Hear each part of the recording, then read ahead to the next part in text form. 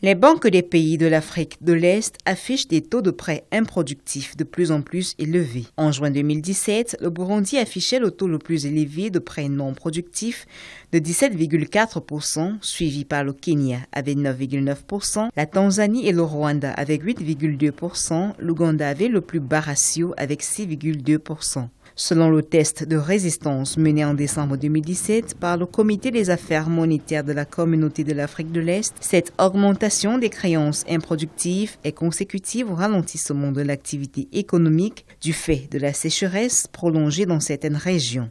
Au niveau des investisseurs, il faut remarquer que les décisions d'investissement généralement ne reposent pas sur une évaluation bien faite, réaliste et honnête des montants investis.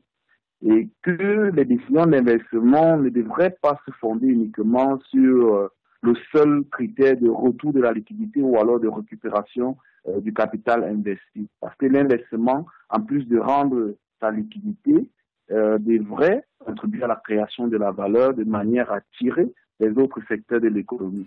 Au cours de l'année 2017, l'augmentation des prêts improductifs a contraint les banques des pays de l'Afrique de l'Est à réduire les prêts, notamment au secteur privé. Au Burundi, par exemple, cette réduction s'évalue à 4,2%. Selon le Comité des affaires monétaires de la Communauté de l'Afrique de l'Est, les agriculteurs, commerçants et autres particuliers sont les plus mauvais payeurs et ils seraient aussi les plus affectés par ce ralentissement des prêts.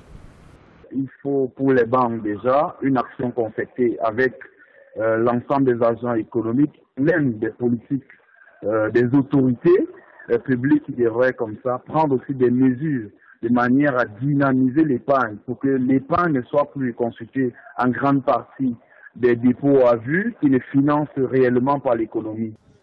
Ces créances improductives ont contraint à une inflation généralisée en 2017 avec des pics rarement atteints comme au Kenya où le taux d'inflation se chiffrait à 11,7% en mai 2017. Les banques du même pays, confrontées aux effets néfastes des mauvaises créances, avaient dû se séparer de 1900 employés.